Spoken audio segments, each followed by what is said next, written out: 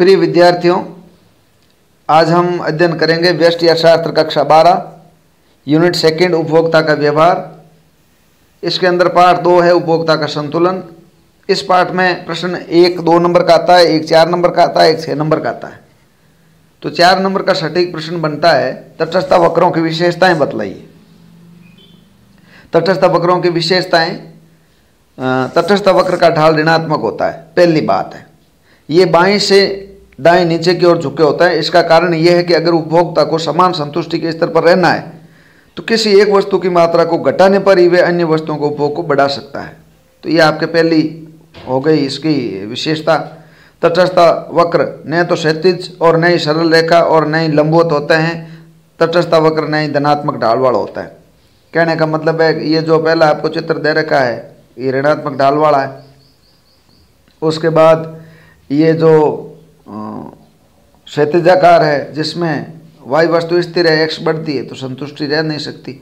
और फिर b में लंबवत है, इसमें y वस्तु परिवर्तनशील है, घट बढ़ रही है, x स्थिर है। और जो चित्र आपका ग है इसमें दोनों ही वस्तु बढ़ रही है। तटस्थ वक्र मूल बिंदु के उन्नत दर होता है। तटस्थ वक्र की ये विशेषता घटती सीमांत प्रतिस्थापन की दर के कारण होता है। यानी प्रतिस्थापन की जो घटती सीमांत दर होती है, marginal rate of substitution x of x for y, तो इसके कारण ये मूल बिंदु के प्रति उन्नत दर होता है। तटस्थ वक्र एक दूसरे को काटते नहीं। काटने का मतलब होता है कि दोनों ही तटस्थ वक्र जो भिन्न भिन्न संतुष्टि बताते हैं एक विशेष बिंदु पर वो दोनों को समान संतुष्टि बताएंगे, जो कि अव्यवहारिक है। तो ये आपकी 3 इसकी विशेषताएं हो गई। तो छोटा रूप में प्रश्न आता है तो लिख दीजिए और वैसे इसको विस्तृत अध्ययन करें।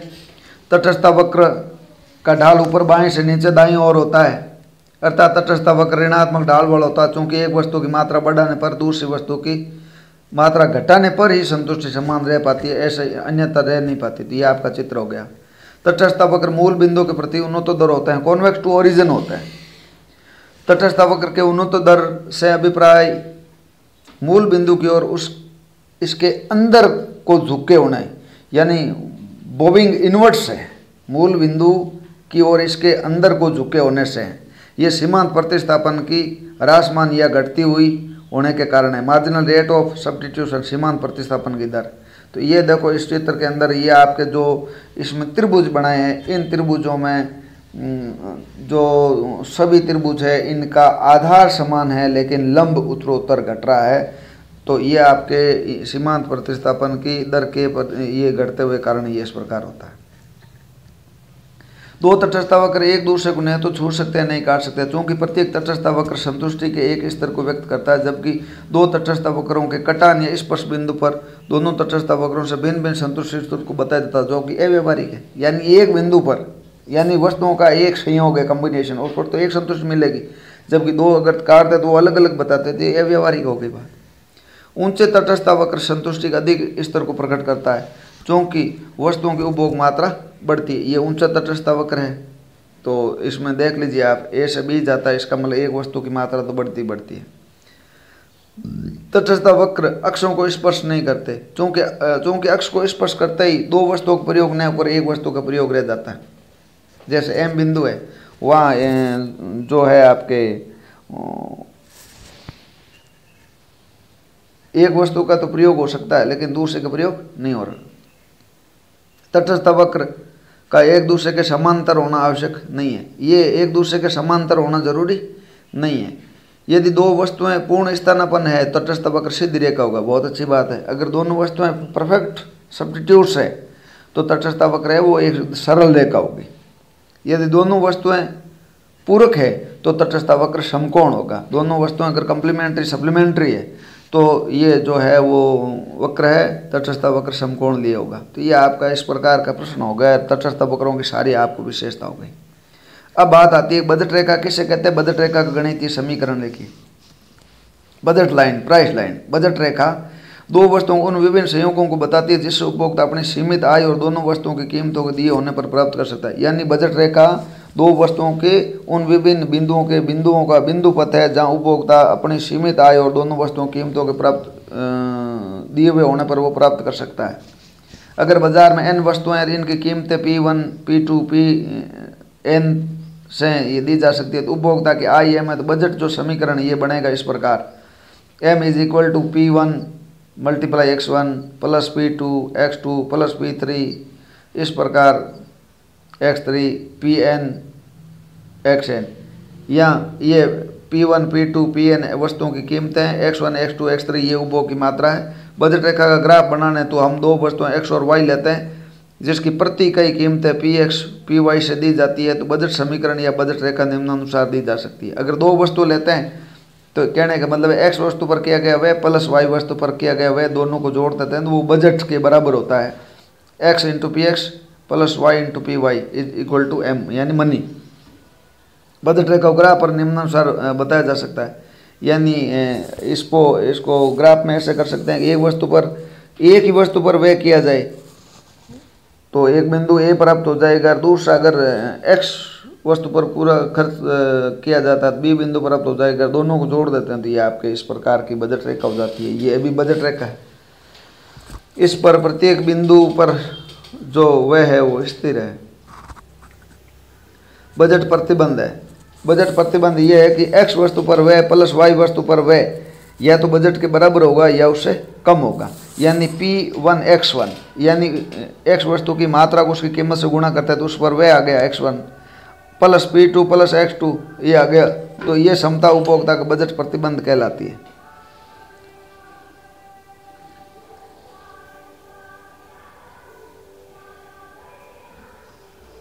बजट प्रतिबंध कहलाती है। बजट रेखा का ढाल बताइए, ये अक्षमता उपभोक्ता बजट प्रतिबंध कहलाती है। बजट रेखा का ढाल बताइए, बजट रेखा की प्रवणता या ढाल दोनों वस्तु की कीमतों का ऋणात्मक रूप से अनुपात होता है, -P1/P2। बजट रेखा का ढाल, बजट रेखा का ढलान दो वस्तुओं की कीमतों का ऋणात्मक अनुपात होता है। बजट रेखा का ढाल slope of budget line -Px/Py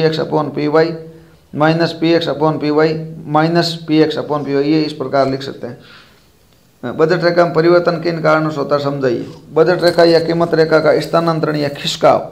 budget रेखा में परिवर्तन दो प्रकार से होता है, उपभोक्ता की आय में परिवर्तन जबकि दोनों वस्तुओं की कीमतों की स्थिर रहे या दोनों वस्तुओं की कीमतों में आनुपातिक परिवर्तन हो। यानी उपभोक्ता की आय में तो परिवर्तन होता है लेकिन दोनों वस्तुओं की या तो कीमतें स्थिर रहे या दोनों वस्तुओं की कीमतों में अगर परिवर्तन हो तो आनुपातिक हो। इस स्थिति में आय बढ़ने पर बजट रेखा ऊपर दाईं ओर उसी बजट रेखा के समानांतर सरक जाती है और आय कम होने पर बजट रेखा नीचे बाईं ओर उसी बजट रेखा के समानांतर सिरक जाती है। तो ये आपका खिसकाव होगा एक। दूसरा ये हो गया कि केवल एक वस्तु की कीमत में परिवर्तन जबकि उपभोक्ता की आय और दूसरी वस्तु की कीमत स्थिर रहे, तो इससे बजट रेखा के ढलान में परिवर्तन हो जाता है। यदि वस्तु की कीमत बढ़ जाती है तो बजट रेखा प्रारंभिक मूल स्थान से मूल बिंदु की ओर सरक जाएगी और कीमत घटने पर प्रारंभिक स्थान से मूल बिंदु से दूर सरक जाएगी। कहने का मतलब यह है कि अगर वस्तु सस्ती होती है तो उसकी अधिक मात्रा क्रय की जाएगी और वस्तु महंगी है तो कम मात्रा। तो यह आपके दोनों वस्तुओं के बता दिए। इसमें तटस्थता वक्र से उपभोक्ता के संतुलन को समझाइए। उपभोक्ता उस बिंदु पर सामयिक स्थिति में होगा जहां वह अपनी संतुष्टि को अधिकतम करता है। तटस्थता वक्र विश्लेषण में उपभोक्ता के संतुलन के लिए दो शर्तें होना आवश्यक है। नंबर एक उपभोक्ता के संतुलन का बिंदु वह होता है जहां पर बजट रेखा एक तटस्थ वक्र को स्पर्श करती है, अर्थात बजट रेखा और तटस्थ वक्र का ढाल बराबर होना चाहिए। ये अधिकतम संतुष्टि का बिंदु है। तटस्थ वक्र का ढाल तो अपन मानते हैं marginal rate of substitution of x for y होती है, MRS XY होती है -Δy/Δx, और बजट रेखा का ढाल होता है -Px/Py। और अब इनको दोनों को अगर अपन बराबर लिखें -Px/Py is equal to -Δy/Δx। देखो कीमत में ऊपर x है, उधर मात्रा में देखा जाए तो ऊपर y है, थोड़ा उल्टा होता है, ये ध्यान रख लें।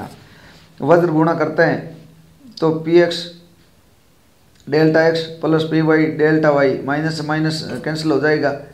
तो इसका मतलब हो गया x वस्तु पर व्यय में परिवर्तन और y वस्तु के व्यय में परिवर्तन, ये आपका परिवर्तन है। उपभोक्ता के संतुलन का बिंदु वह बिंदु है जहां प्रतिस्थापन की सीमा दर कीमतों के अनुपात के बराबर होती है। कहने का मतलब ये हो गई, ये उपभोक्ता के संतुलन की आवश्यक शर्त है। उपभोक्ता के संतुलन की दूसरी आवश्यक शर्त यह है कि संतुलन बिंदु पर प्रतिस्थापन की सीमा दर गिरती हुई होनी चाहिए, अर्थात तटस्थ वक्र मूल बिंदु के प्रति उन्नत दर होना चाहिए, कॉन्वेक्स टू ओरिजिन। अगर सीमांत प्रतिस्थापन की दर गिरती हुई नहीं है या उन्नत दर नहीं है तो संतुलन होगा नहीं।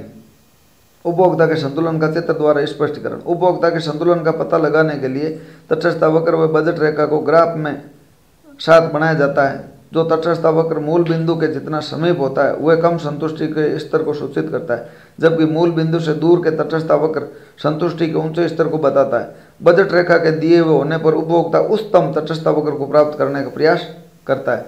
तो यह आपके रेखा चित्र में बजट रेखा और तटस्थ मानचित्र है। ये बजट रेखा ए बी है, तटस्थ मानचित्र IC1, IC2, IC3 ये 3 है। बजट रेखा के दिए उपभोक्ता IC2 का वक्र को प्राप्त करता है और P बिंदु पर बजट रेखा तटस्थ वक्र IC2 को स्पर्श करती है, जहाँ उपभोक्ता के संतुलन की दोनों शर्तें पूरी होती है। अतः ये उपभोक्ता के संतुलन को बताता है। इस बिंदु पर उपभोक्ता X की OL तथा Y की OM मात्रा खरीदकर संतुष्टि को अधिकतम करता है। दो वस्तुओं की स्थिति में गणनावाचक विशेषण उपभोक्ता के संतुलन की शर्तें बताइए। दो वस्तुओं की स्थिति में सीधी सीधी चीज है MUX/PX is equal to MUY/PY is equal to marginal utility of money और लेमडा, और फिर इसका वज्र गुणा करते हैं तो MUX/MUY/PX/PY, यानी दोनों वस्तुओं की सीमांत उपयोगिता का अनुपात उसकी कीमतों का अनुपात बराबर होता है जो उसकी मुद्रा की सीमांत उपयोगिता के बराबर होता है। तो ये इस प्रकार आप जो है ये प्रश्न आपके लघुत्तरात्मक 4 नंबर के बन रहे हैं, इसको आप अच्छे ढंग से तैयार करें, अपना ज्ञान बढ़ाएं, गृह कार्य अवश्य करें, रेखा चित्र ढंग से बनाएं।